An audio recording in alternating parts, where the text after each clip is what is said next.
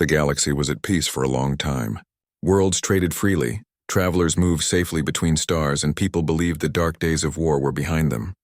But peace, as always, never lasts forever. It began on a small world called Neria, a bright planet covered with forests and blue oceans. The people there were gentle, soft-spoken, and known for their kindness.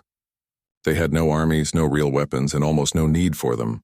They believed that every problem could be solved through reason, not violence. That belief shattered the day the swarm arrived. It came from the outer dark, where even light seemed afraid to travel. At first it was only strange readings on their scanners, then flickers of movement beyond the planet's orbit. The Nerians thought it was just debris, maybe an asteroid field. But soon those readings turned into living things, thousands, then millions, then billions. The swarm moved like a black tide, devouring everything it touched. Space stations vanished in silence. Colony ships stopped responding. By the time the Nerian Council realized what was happening, the swarm was already at their doorstep. They had no weapons strong enough to stop it. Their defense ships were built for rescue and exploration, not war. Their soldiers were scientists and engineers, not fighters. So they did the only thing they could. They sent a call for help. Across the galaxy, they broadcast a message in every known language. This is Neria. We are under attack by a hostile force. We need help, please. Send your heroes. Days passed. Then weeks. The galaxy stayed quiet. The big powers ignored them. Some said they were too far away. Others claimed they couldn't spare resources. A few even replied coldly, "Your planet is lost. Evacuate if you can." But not everyone ignored the call. One day their receivers picked up a strange transmission. The voice was human, rough and low, speaking in a language the translators struggled to process. It didn't sound polished or diplomatic. It sounded tired. The message was short. "This is Earth. We got your signal. We're coming." At first, the Nerians didn't even remember who the humans were. Earth was an isolated world, a place barely mentioned in the galactic records. The few who knew of it said the planet was dangerous, unstable, filled with creatures that shouldn't exist. One council member whispered, "That world eats its own children." Others begged them not to answer, but the Nerians were desperate. Their outer cities were already falling, so they accepted. Weeks later, they saw them for the first time. The human ships arrived in the middle of the night, black and sharp, their engines roaring with a sound that made the ground tremble. The Nerians gathered at the landing field to greet them, expecting tall, noble figures with bright armor and banners of peace. What stepped out instead shocked them. The humans were scarred, rough and weary. Their armor was scratched, burned and dented as if it had survived 1,000 battles. Their eyes were sharp, cold, and heavy with something the Nerians didn't understand. These were not the kind of people who came to save. They looked like the kind who came to finish wars. Their leader stepped forward. His face was half hidden behind a helmet and his voice was flat. "We're not heroes," he said. "We're survivors. Tell us where to start." The Nerian commander hesitated. "You'll be fighting an enemy we barely understand. They move fast, they consume everything, and we don't know what kills them." The human only nodded. "Then we'll find out." Within hours, the humans began working. They didn't wait for meetings or discussions. They took over the defensive stations, built barriers, dug trenches, and began training the few Nerian volunteers who wanted to help. Their machines looked crude, loud, metallic, and covered in strange markings, but they worked. Their weapons were terrifying. Even the sound of them being tested sent chills through the air. The Nerians watched from a distance. These humans didn't act like soldiers from the peaceful worlds. They didn't stand tall or speak in rehearsed lines about duty or honor. They cursed, they laughed, they worked nonstop. They treated danger like an old friend and death like something they'd already met before. At first, the Nerians tried to offer comfort. They brought food, thanked them for coming, and tried to make conversation.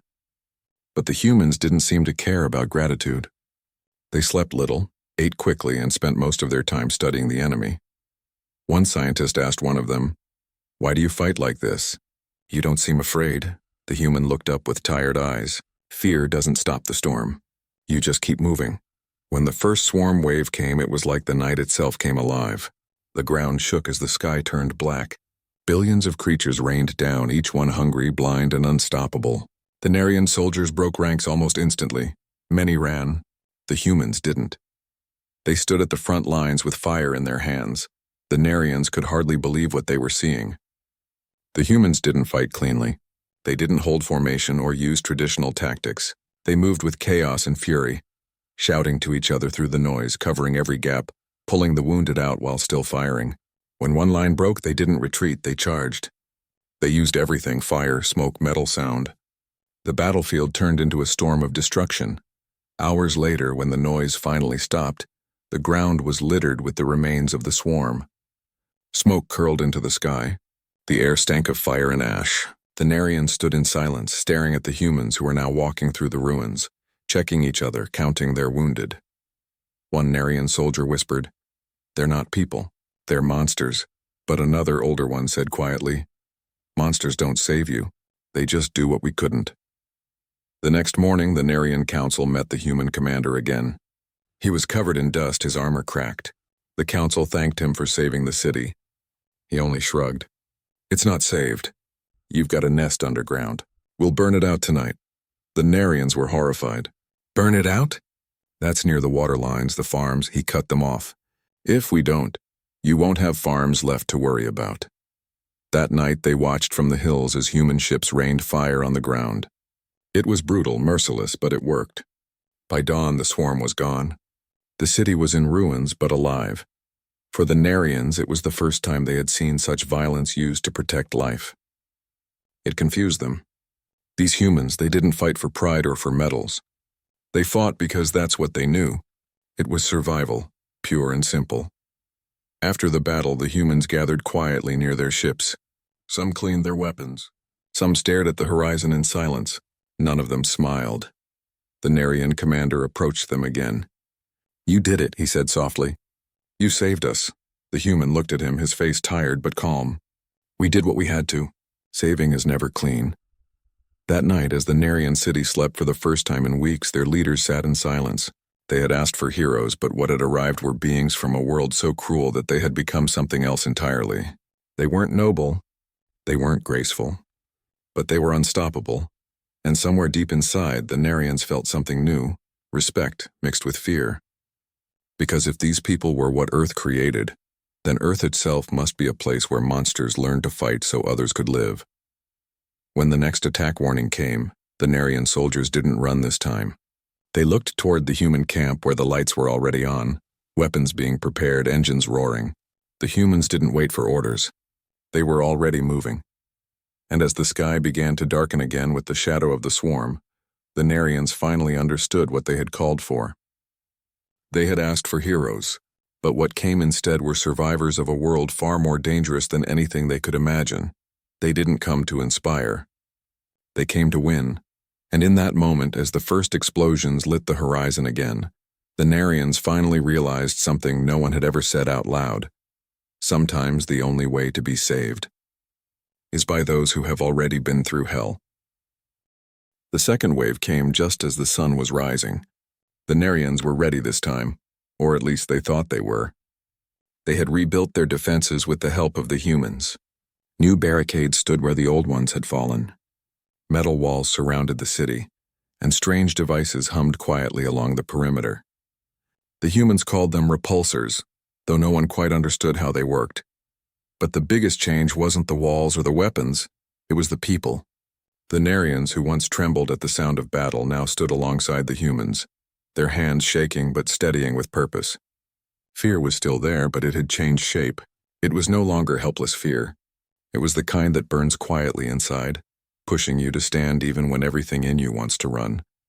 The humans were everywhere, checking the lines, adjusting weapons, teaching Narian volunteers how to move, how to aim, how to survive. Their leader walked the walls without saying much. Wherever he went, people seemed to find courage. The Narians still didn't fully understand these people from Earth. They laughed in the face of danger, joked during tense moments, and never showed fear. But beneath that strange confidence, there was something else. It was in their eyes, something old and heavy, like they'd been through too much to ever be scared again. When the attack began, it started quietly. The sky darkened again, but this time the humans were ready. Alarms rang through the city. The walls lit up with energy and the humans took their positions. The Narians followed, their hands gripping the cold metal of their new weapons. The swarm came in waves, moving like a living storm. But this time, the humans didn't wait for it to reach them. Their ships rose into the sky, engines roaring, and fired streaks of light that tore through the clouds. The ground shook, and the Narians covered their ears from the thunder that followed. The humans moved with practiced rhythm, one group firing, another reloading, another scanning the ground for weak spots. It wasn't graceful or perfect. It was raw, loud, and full of chaos. But it worked. The Narians were amazed. Every time it looked like the swarm would break through, the humans pushed back harder. They never stopped. Even when a part of the wall began to fall, they were there, pulling the wounded to safety, repairing the damage while still fighting. It didn't make sense to the Narians. How could they stay so calm when everything around them was on fire? Later, one Narian asked a human soldier, "How do you keep fighting like that? Aren't you afraid to die?" The human looked at him for a moment and said quietly, "Where we come from, fear doesn't stop you, it just means you're still alive." The Narian didn't understand it fully then, but he could feel the weight behind those words. By midday, the swarm began to retreat. The humans had managed to hold the city, but the cost was clear. The air was thick with smoke, and the fields outside were nothing but ashes. The humans didn't celebrate. They didn't cheer. They simply went back to work, cleaning, repairing, counting who was missing. The Narian leader tried to thank them again, but the human commander only shook his head. "It's not over. They'll be back, bigger." And he was right. The swarm wasn't just a collection of creatures, it was a system. When one part fell, another grew stronger. The humans began studying the bodies that remained after battle. They worked day and night collecting samples, running tests, and trying to understand what they were dealing with. The Narians watched them curiously. These humans were not scientists in the way they were used to. They didn't wear clean white coats or sit quietly behind desks. They were rough, direct, and sometimes frightening in how far they would go to learn something. But they were brilliant. Every test, every risk they took brought them closer to understanding the enemy. After days of research, they discovered something strange. The swarm was reacting to sound and heat. It hunted by vibration. The humans immediately began building new machines that could confuse it. They called them decoys. The Narians had never seen such quick thinking, but it wasn't just intelligence that impressed them. It was how the humans worked together. They never argued over rank or pride. They listened, adapted, and trusted one another completely. If one fell, another stepped in without hesitation. In their eyes, it wasn't about glory. It was about keeping each other alive. The Narians started to see the difference between heroes and survivors. Heroes are admired, remembered, praised. Survivors just do what must be done, even if no one ever thanks them. One night, after another long day of preparation, a young Narian asked one of the humans sitting near the fire, "Why did you come here? Your planet is far away. You could have ignored our call like the others." The human poked the fire with a stick and said, "Maybe we came because no one else would. Maybe we came because we know what it's like to scream into the dark and get silence back." The Narian didn't respond, but those words stayed with him. A few days later, the humans began building something bigger, a massive tower at the edge of the city. The Narians asked what it was, and the human commander said, "A beacon. If they're using signals to move, we'll call them to us instead of waiting for them to come." The Narians couldn't believe it. "You want to bring them here? On purpose?" The human nodded. "We end this on our terms." It sounded insane, but somehow the Narians trusted them. These strange people had already done the impossible twice. If anyone could stop the swarm, it was them. When the tower was complete, the humans activated it. A deep hum filled the air, and the sky began to flicker with strange light. Hours later, the ground started to tremble again. The swarm was coming, every last one of them. The Narians stood side by side with the humans this time. There was fear, yes, but also something stronger: determination. When the swarm arrived, it was like nothing anyone had ever seen before. The air grew heavy, the light dimmed, and the ground split under the weight of their numbers. The humans waited until the last second. Then they triggered the trap. Explosions lit up the horizon. The beacon pulsed, and the decoy machine screamed into the night. The swarm turned on itself, confused and disoriented. The humans charged forward, using the chaos to strike at the center. The Narians followed, covering them as best they could. The battle raged for hours, but the humans never lost their focus. Every move was precise, every command clear. It wasn't beauty, it was survival in motion. When the last echoes of the fight faded, the sky began to clear. The swarm was gone, scattered, broken. The humans had done it again. But as the Narians celebrated, the humans didn't. They were too busy tending to the wounded, gathering the fallen, and checking the horizon for signs of another threat. Later that night, the Narian leader stood beside the human commander at the city wall. The stars stretched endlessly above them. "You saved us again," the Narian said quietly. The human didn't look up. "You keep saying that." "But all we did was survive one more day." The Narian frowned. "Why do you always talk like that? Like it's never enough?" The human finally turned to him. "Because on our world, survival is never guaranteed. Every day we wake up and face something that wants us gone. Disease, storms, hunger, war. We learn to keep fighting no matter what. That's all we know how to do." The Narian didn't have an answer. He just nodded slowly, understanding a little more about these strange visitors from the death world. That night, the humans didn't sleep. They worked under the stars, repairing their ships, checking their weapons, and scanning the skies again. The Narians watched them, realizing something important. These weren't monsters. They were people shaped by a planet that never gave them peace, a planet that forced them to be stronger, harder, and somehow kinder too. They had come from a world that tried to kill them every day, and yet they still answered a call for help.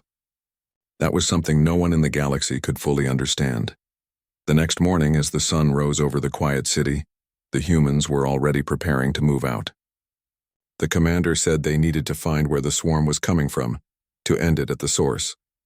The Narian leader asked if they would return. The humans smiled faintly and said, "If you need us, call again. We always hear the cries no one else answers." As the ships lifted off, the Narians stood together, watching the smoke trails fade into the brightening sky. They didn't cheer. They just stood there, silent, filled with something deeper than gratitude. For the first time, they truly understood what Earth had sent them. Not heroes, not monsters, but something far more human. The humans left the city before sunrise. The Narians gathered at the edge of the landing field, watching their ships lift into the sky, their engines burning bright against the morning clouds. For a moment, the city felt empty without them. The air was quiet, too quiet. After days of constant noise, machines, orders, explosions, silence felt strange, almost heavy. The Narians had grown used to their presence. They had grown used to the sound of human boots on metal floors, to the low hum of their strange machines, to their dry humor, and the odd comfort of knowing someone was always awake, always watching. Now without them, it felt like the city itself was holding its breath. But the humans hadn't gone home. They had gone to find the source of the swarm, the heart of the danger that had almost destroyed Naria. They believed that if they could find where it came from, they could stop it forever. For the Narians, that kind of courage or madness was hard to understand. No one in their history had ever gone looking for danger. They avoided it, reasoned with it, or escaped it. The humans did the opposite. They ran toward it. The Narian Council had begged them to stay, to rest, to rebuild what was left of the cities. But the human commander simply said, "If we stop now, this will come back, and next time no one will be left to fight." Then he turned, gave a short nod, and the ships took off. In the days that followed, the Narians began to rebuild. They repaired walls, cleared debris, and planted new seeds where the fields had burned. But something was different now. Their people had changed. Before the war, they were soft and gentle, believing only in peace. Now they carried a quiet strength in their eyes. They no longer waited for others to protect them. They worked side by side, building shelters and training with the simple weapons the humans had left behind. They didn't want war, but they were no longer afraid of it either. And even though the humans were gone, their lessons remained. They had taught the Narians how to stand firm, how to fight when there was no choice, and most of all, how to survive. That more than anything had become their new belief. Survival wasn't about strength or technology. It was about the will to keep going when everything around you was falling apart. Weeks passed with no sign of the humans. The stars were quiet again. Then one night, a faint signal appeared on the city's old communication tower. The Narians rushed to decode it. The message was short, only a few words: "Still fighting. Don't lose hope," that was all. But those few words were enough to lift the entire city's spirit. It reminded them that the humans were still out there, still facing the darkness on their behalf. Far from Naria, In the frozen black of space, the human fleet moved through dead systems, following trails of destruction. Every planet they passed bore the same marks: ruins, silence, and the lifeless husks of what once were living worlds. It was clear now that the swarm was not a simple enemy. It was spreading across the galaxy, consuming without purpose, without thought. Inside the lead ship, the humans studied everything they could find. They mapped the swarm's paths, compared energy readings, and pieced together a pattern. They believed the swarm was controlled, guided somehow by something larger, something deeper. Their journey took them to the edge of known space, a place no one had dared to travel before. The stars here were dim, their light swallowed by thick clouds of dust. Scanners picked up strange signals, low, rhythmic pulses like a heartbeat echoing across the void. When they reached the source, they found it, a massive structure floating in the darkness. It wasn't a ship or a planet, but something in between. It looked almost alive, its surface shifting and breathing as if it had a pulse of its own. The humans had seen many terrible things before, but nothing like this. One of them whispered that it felt like the swarm's nest. The commander didn't speak. He simply gave the order to prepare. They couldn't contact Neria anymore. The interference was too strong, so they acted alone. They began setting up charges, scanning weak points, planning their strike. They knew this mission could end with none of them returning, but that didn't stop them. Meanwhile, back on Neria, the days turned to weeks. The Nerians kept working, but a quiet worry began to grow. There had been no more messages. Some started to believe the humans were gone. Others refused to give up hope. "They will come back," one elder said. "They always do." Then one night, the sky over Neria flashed. A bright streak cut through the clouds, followed by a distant rumble that shook the mountains. At first they thought it was an asteroid, but the scanner said otherwise. It was human. One of their ships was returning. The Nerians ran to the landing site, hearts pounding. When the ship finally landed, its hull was burned and cracked. Only a handful of humans stepped out. They were injured, covered in soot, but alive. The Nerians rushed to help them. The humans didn't speak for a long time. They were too tired, their faces pale and eyes hollow. When they finally did, their words were quiet. "We found it," one of them said. "We destroyed it, but we lost many." The Nerians listened in silence. The humans had gone into the darkest part of the galaxy to face something no one else would, and they had returned. Barely. But even in their brokenness, there was something powerful about them. They didn't speak of victory. They spoke of survival. When asked what they had seen, one of them said, "It wasn't just a creature. It was like a living machine. Something old. Something that was never meant to be found." The Nerians couldn't fully understand, but they could see the truth in the humans' faces. Whatever it was, it had changed them. Over the next few days, the humans helped the Nerians strengthen their defenses one last time. They shared everything they had learned, the weaknesses of the swarm, the patterns of its movement, and how to fight it if it ever returned. Then one morning, they began preparing to leave again. The Nerian leader approached them, confusion and gratitude mixing in his voice. "You saved us twice. Why not stay? You could live here in peace." The human commander shook his head. "Peace isn't what we're built for, not yet. There are other worlds like yours out there. We'll find them before it's too late." The Nerian looked down. "We can't repay you." The human smiled faintly. "You don't have to, just live." "That's enough." When the ships lifted off again, the Nerians stood in silence. This time they didn't feel sorrow. They felt pride. They knew the humans were out there, carrying the fight forward. Months later, stories began to spread across the nearby systems. Other planets spoke of dark swarms suddenly disappearing, of strange ships arriving just in time to help, of rough, tired beings who came from a small, dangerous world at the edge of the stars. No one called them heroes. No one dared to. The stories said they were something else entirely. Creatures forged by a world so unforgiving that even the galaxy's worst horrors couldn't break them. On Neria, the people built a small memorial on the hill overlooking the city. It was simple, just a stone with words carved into it. They came from a world of storms and fire. They gave us hope. They taught us to survive. Every year, the Nerians gathered there to tell the story again. They spoke of the day when they called for heroes. And Earth answered, not with shining knights or noble speeches, but with people who had learned to fight for every breath they took. Over time, the fear of the swarm faded. The fields grew again, the rivers cleared, and the sound of laughter returned to the city. But even then, the Narians never forgot. Whenever the night sky turned red or the winds howled across the plains, they would look up and remember those who had stood for them when no one else would. And somewhere out there, far beyond their stars, the humans kept moving, from one world to another, from one fight to the next. They didn't seek glory or power. They sought to make sure no one else would ever have to face what they had. For the first time in galactic history, the peaceful races began to look at Earth not as a cursed planet, but as something more complex, a place that gave birth to both monsters and protectors. A world that had survived everything it shouldn't have, and as the story spread, one phrase echoed quietly through the stars. They called for heroes, but Earth sent its monsters. Only now, the galaxy was beginning to understand what that really meant. The months after the humans left were quiet, too quiet. The people of Neria went back to their daily lives, but the silence of peace felt strange after everything that had happened. The nights no longer echoed with alarms or explosions, but sometimes, when the wind blew through the mountains, it carried a low hum that reminded them of human engines. It made them stop and look up at the stars. They had rebuilt most of what was destroyed. The walls were stronger, the defense towers stood ready, and the farms had begun to bloom again.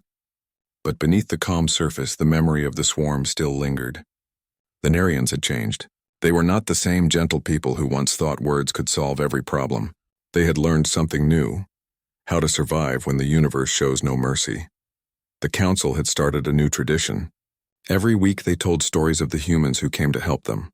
Children gathered in circles, eyes wide with wonder, as the elders described those strange visitors from the death world. They spoke of their fearlessness, their rough laughter, their tired eyes, and their promise to keep fighting even when the stars turned dark. But one night, as the city lights dimmed, the sky flared again. A signal, faint, distorted but familiar, echoed across their receivers. The technicians rushed to decode it. The voice was broken and weak, filled with static, but it was human. The message was short. "We found something. Keep your skies clear," then silence. For a long time, no one spoke. The council gathered immediately, their faces pale. The human's message was unclear, but it carried a warning. Keep your skies clear. What did it mean? Was the swarm returning? Within hours, the city's alarms sounded again. The Narians moved quickly, this time without panic. They remembered their training, the drills the humans had taught them. They sealed the outer gates, powered up the towers, and sent drones into orbit. Days passed, but nothing came. The skies stayed empty. Still, they didn't relax. They knew better now. Peace could be a trap. Meanwhile, far from Neria, the humans were still fighting. Their fleet had scattered, searching different sectors of space. They were following faint traces of energy that matched what they had seen in the swarm's nest. It led them to abandoned worlds, ruined colonies, and silent moons. Every place told the same story. Something ancient had awakened, and the swarm was only a piece of it. The humans learned that the swarm was not alive in the way most creatures were. It was controlled by machines that used biological forms as tools. It wasn't nature's creation. It was someone's weapon. They had no proof of who made it. The only thing they found were strange markings buried deep inside old ruins, symbols that didn't match any known civilization. The humans recorded everything, then destroyed whatever was left behind. They didn't want anyone else to find it. But every battle took its toll. Their numbers were smaller now. Their ships bore the scars of too many fights, their faces worn and tired. They didn't talk about home anymore. Some had forgotten what Earth even looked like. The stars had become their home now. Back on Neria, months turned into a year. The swarm hadn't returned, and life began to look almost normal again. Farmers sang while tending crops. Children played in the streets, and laughter filled the markets once more. Still, every sunset, people looked toward the horizon, wondering if the humans would ever return. The Narian leader often stood alone on the city's highest wall, staring into the sky. He missed their presence, not because of their weapons or their strength, but because they had brought something rare to his people: courage. Then one morning, a loud noise filled the air. The ground trembled as streaks of fire appeared high above the clouds. Everyone ran outside thinking it was another attack. But when the shapes grew clearer, they realized it wasn't the swarm. It was the humans. Their ships descended like shadows against the sun. The landing fields filled with dust as the engines roared. When the ramps lowered, the Narians saw familiar figures stepping down. Tired, dirty, but alive. The Narians rushed forward, cheering, some even crying. The human commander walked slowly, his armor cracked, his steps heavy. He looked older, more worn than before. But when the Narian leader approached, the human gave a small nod and said, "Told you we'd come back." The Narians led them to the council hall. The humans spoke little at first, but soon their stories came out. They had found what controlled the swarm, a massive signal transmitter hidden beneath the surface of an uncharted planet. They had destroyed it, but not before discovering something worse. There were others like it scattered across the galaxy. The Narians listened in stunned silence. The humans had not just saved them, they had saved countless worlds without anyone knowing. "What will you do now?" The Narian leader asked quietly. The human looked out the window at the city below, its towers shining in the sunlight. "We'll keep going. We'll shut down every one of those things. That's what we do." The Narians wanted to ask why. Why risk everything for people they didn't know? Why keep fighting when they could have stayed safe on their homeworld? But they already knew the answer. Because that was what made the humans different. They didn't fight for glory or gain. They fought because they couldn't stand to see others fall. In the days that followed, the humans helped repair old systems and trained new Narian defenders. They stayed longer this time, sharing their knowledge, teaching strategy, and even laughing with the children. The Narians had never seen them so calm. One evening, as the sun set behind the hills, the Narian leader and the human commander stood together, watching the sky turn gold. "Your world," the Narian said softly. "Is it really as dangerous as they say?" The human smiled faintly. "Worse. Everything on Earth tries to kill you one way or another. The weather, the animals, even the ground sometimes. But that's what makes us what we are. You learn to live with the danger until it stops scaring you." The Narian thought for a moment. "And that's why they call your kind Deathworlders." The human shrugged. "Maybe, but I like to think we're just proof that even in the worst places, life finds a way to keep going." That night there was a celebration in the city. Music filled the streets. Lights danced across the towers, and for the first time the humans joined in. They didn't drink or dance much, but they smiled, listened to the songs, and accepted the Narians' gratitude with quiet grace. For the Narians, it was a night they would never forget. But peace never lasted long for the Deathworlders. The next morning, a message came through their long-range scanners. Another distress call, this time from a distant colony. The swarm had reappeared. The humans' faces hardened, their laughter fading as quickly as it came. They knew what they had to do. When the Narians heard they were leaving again, the city fell silent. Crowds gathered at the landing field just like before. The Narian leader approached the commander one last time. "You don't owe the galaxy anything," he said. "You've done more than enough." The human adjusted his armor, eyes calm. "If we stop now, everything we've done means nothing. Survival doesn't wait. It moves forward, or it ends." The Narian nodded slowly. "Then go with our hope, and come back again." The humans smiled faintly, then boarded their ships. As the engines flared and the ships rose into the sky, the Narians felt both pride and sadness. Pride, because they had known such people. Sadness, because the galaxy still needed saving, and it was always the same few who answered the call.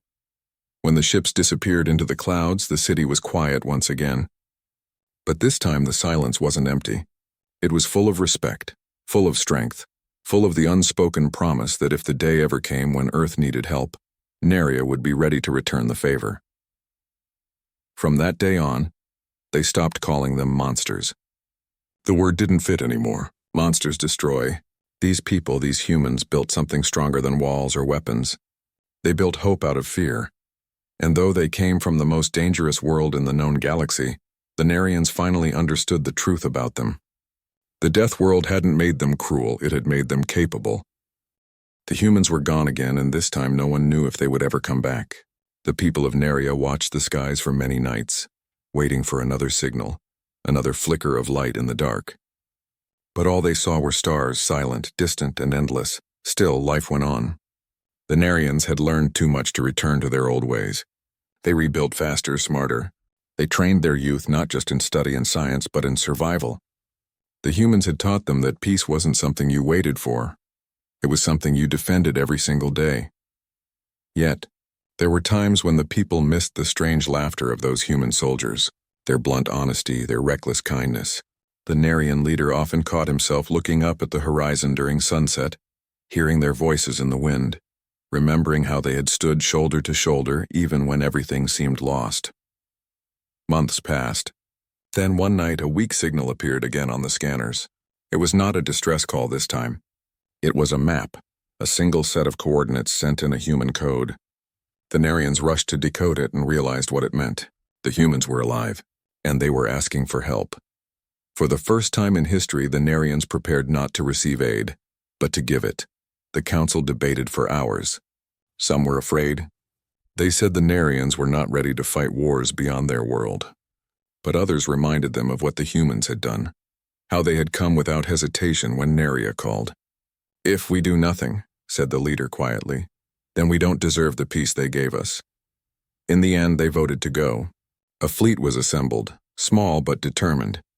Every pilot, every engineer, every soldier volunteered. They didn't have the humans' strength or advanced weapons, but they had something just as powerful: belief. As the ships lifted from Naria's surface, the people gathered below, waving lights toward the sky. It was a sight no one would ever forget. A people once known for their gentle ways now rising to defend their saviors. The journey took weeks. The coordinates led them to a desolate system near the edge of known space. When they arrived, the first thing they saw were wrecks, burned ships, broken debris floating silently.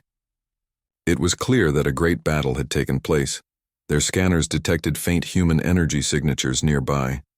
The Narians moved carefully, sending small ships to search. Deep inside the ruins of a destroyed moon base, they found them, the humans. They were alive, but barely. Their ships were damaged, their supplies nearly gone. Yet when they saw the Narian fleet arrive, they smiled. One of the humans looked at the Narian commander and said, "Didn't expect you to follow us into hell." The Narian simply replied, "You came for us once. Now it's our turn." They worked together to repair the human ships. The Narians shared their supplies, their energy cells, even their medical units. It wasn't much, but it was enough to get the humans back on their feet. Over the next few days, the humans told them what had happened. After destroying the swarm's main transmitter, they had discovered something far worse. The swarm wasn't just a weapon, it was a test. Someone, or something, had been sending them out to see how far life in the galaxy could fight back. The humans had traced the control signal to a dark region of space, an area no one dared to enter. It was said to be dead without light or sound. That's where they had been heading when they were ambushed by machines that didn't look like anything known. They fought hard but were outnumbered. Hearing this, the Narian commander felt a chill. "So it's not over?" he said softly. The human shook his head. "It never really is." The two forces joined their resources. Together they built a temporary base on a small moon nearby. The Narians couldn't help but marvel at how quickly the humans adapted. How even in exhaustion they found ways to fix things, to push forward. In return, the humans were surprised to see how much the Narians had changed. They were no longer soft or afraid. Their eyes carried the same fire the humans once had. "Looks like we rubbed off on you," one of the humans said with a grin. The Narian commander replied quietly, "You taught us to survive." Over the next few days, the base came alive. Machines hummed, lights flickered, and ships were repaired. Both sides shared stories about their worlds, their dreams, their fears. The humans spoke of Earth's wild storms and dangerous creatures. The Narians spoke of their peaceful forests and cities of light. It was strange how two such different worlds could feel connected. One night, as the humans studied the signal's pattern, the Narian commander joined them. The human leader looked up from his screen and said, "We've found the next source. It's not far, but whatever's there, it's big." The Narian didn't hesitate. "Then we go together." And so the new alliance set out again. Humans and Narians side by side. The journey was tense. As they neared the dark region, their instruments began to fail. The stars disappeared behind a wall of black mist and strange energy waves flickered across their ships. It felt like flying into a dream or a nightmare. Then, out of the shadows, came light. Dozens of huge structures floated silently, their surfaces glowing faintly with patterns no one could recognize. They were old, ancient, and alien. "This is it," said the human leader. "This is where it started." They scanned the largest structure and found a faint pulse inside, a signal similar to the swarms but much more powerful. If they could shut it down, maybe they could end everything once and for all. But as they moved closer, the mist around them shifted. Something massive stirred in the dark. The Narians froze as their radar screens flickered with new contacts. Hundreds of small signals closing in. The swarm. Except this time it wasn't just machines. It was something else, smarter, faster, almost coordinated. The humans exchanged glances, their expressions calm but serious. "Same story," one of them muttered. "New chapter." The Narians didn't panic. Not this time. They had seen the humans fight before, and now they were ready to fight beside them. The battle that followed was unlike anything either side had faced. Ships darted through the black clouds, firing bursts of light that tore through the swarm. The humans took the lead, moving with impossible precision, shouting orders that the Narians followed without question. For hours, the space around them burned with streaks of fire and energy. The Narians fought bravely, matching the humans move for move. It wasn't about who was stronger, it was about trust. And together, they were unstoppable. At the height of the chaos, the humans launched a small team toward the largest structure. Their mission: get inside and shut down the core. The Narians covered them, holding the line against waves of enemies. Minutes felt like hours. Then suddenly the swarm began to falter. One by one their lights dimmed, their movements slowing. A bright flash erupted from the structure's center, and then silence. When the light faded, the battlefield was empty. The swarm was gone. The Narians cheered, but the humans didn't. They simply looked at the fading glow and whispered among themselves. When the Narian commander asked what had happened, the human leader replied quietly, "It's not destroyed. It's only sleeping. We've just bought time." Still, the Narians smiled. For now, peace had returned again, and this time, they had earned it together. Before they left the dark region, the Narians carved a mark on the largest structure, a symbol of unity between their worlds. It was small, barely visible among the ancient patterns, but it meant everything. As the fleets turned home, the Narian commander looked at the humans and said, "You were right. Surviving isn't waiting, it's moving forward." The human leader gave a faint smile. "And now you know what it means to be from Earth." The two shook hands before their ships drifted apart. When the Narians finally returned to their world, they were greeted as heroes. But they knew better. They weren't the same people who once cried for help. They were different now, stronger, wiser, and unafraid. They had gone to help the Deathworlders, and in doing so, they had discovered a truth that would guide them forever. Monsters aren't defined by where they come from, but by what they choose to do. And the humans, they were never monsters. They were protectors forged in a cruel world, carrying the fire of survival wherever they went. For the first time, the Narians understood Earth completely. The planet that birthed monsters was also the one that sent them hope. The Narians had returned to their world once again, and this time there was a quiet sense of completeness. Their cities had been rebuilt, their farms were flourishing, and the people had grown stronger in ways they could barely describe. The streets were full of life, laughter, and the music of a civilization learning to stand tall after great fear. Yet the memory of the humans remained. The ones who came from a planet full of storms and fire, who walked into darkness without hesitation, who had taught the Narians the meaning of courage. They had left their mark not only on Naria's soil but on its people's hearts. The Narian leader often walked through the city at night, watching the stars and thinking about them. He remembered the first time they had come, when the swarm had threatened to destroy everything. Back then, the Narians had been weak, scared, unsure of themselves. But the humans had not just fought alongside them. They had shown them what it meant to survive. To rise, to protect even when there seemed to be no hope. Now, he thought, the humans were out there somewhere in the galaxy, still moving forward, still facing dangers that no one else would. And he realized that the courage they had shown was not born from strength alone. It was born from a choice. A choice to act, to protect, and to face what others could not. Life returned to its rhythm. Farmers tended to their fields from sunrise to sunset. Children ran through the streets without fear, and families rebuilt the homes that had been burned. But there was a new understanding among the people. They had learned that peace was not a gift. It was something to be earned every day. The council established new programs for training and defense, ensuring that Neria would never again be caught unprepared. The young ones were taught strategy and survival alongside history and literature. They learned to respect life, but also to be ready to defend it. The elders reminded them often that survival was not about violence but about courage, wisdom, and unity. And then one evening a faint light appeared on the horizon. The people stopped and watched as a small human ship landed quietly outside the city. A single figure stepped down and the Nerians ran to meet them. It was one of the humans who had first come to their world. Older now, his face lined with the experiences of countless battles, but still carrying the same fire in his eyes. He spoke little, only handing over a small device that held maps, coordinates, and messages from the rest of the human fleet. It was a reminder that the fight was not over, that somewhere out there other worlds still needed help, and that the humans would always be moving, always answering calls that no one else could. The Nerians listened in awe. They realized that their bond with these humans was not about a single battle or a single victory. It was about a way of life, a lesson that courage and survival were choices, not gifts.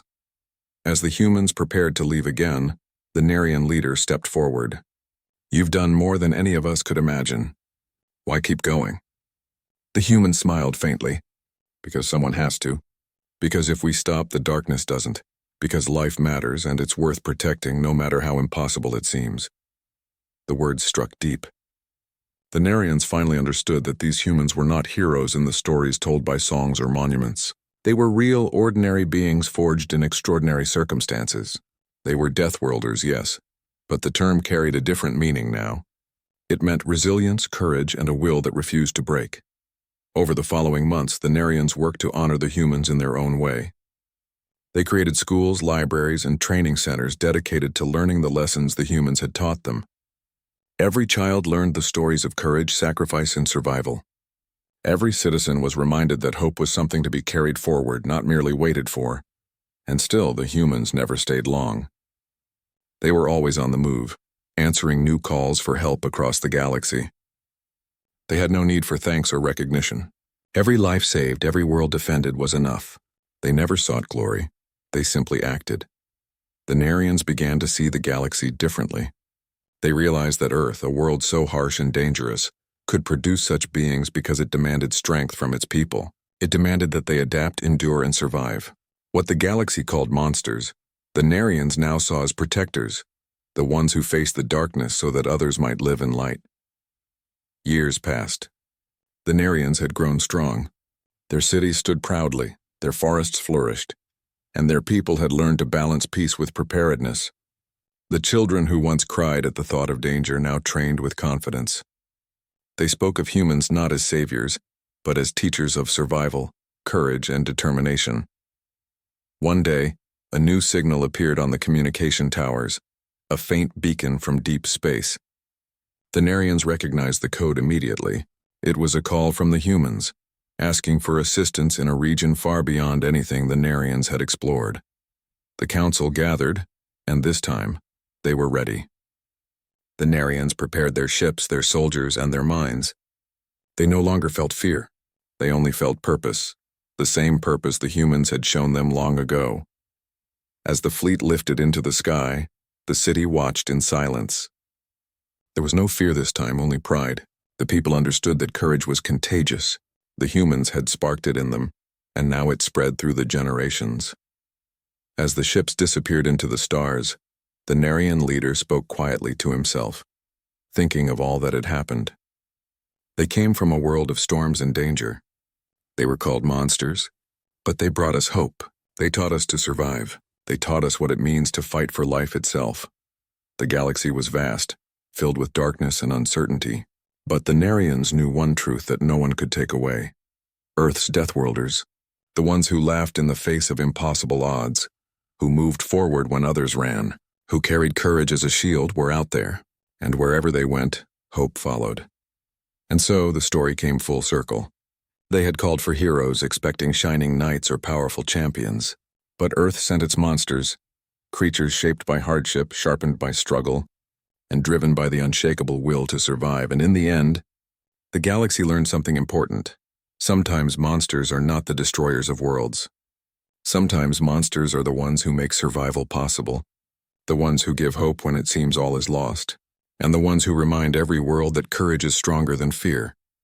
The Narians looked up at the night sky and knew, without doubt, that wherever the humans went, the stars were a little safer, the darkness a little smaller, and the universe a little brighter, and that was a gift no one could ever repay. The story of the humans, the Deathworlders who came, when all others hesitated, would live on in the hearts of every Narian for generations, not as myths, not as legends, but as living proof that courage, sacrifice, and determination could change the fate of worlds. For the Narians, for the galaxy, and for the humans themselves, the truth was simple. They were monsters, yes, but they were monsters that brought hope. And hope, in the vast, cold, and dangerous galaxy, was worth everything.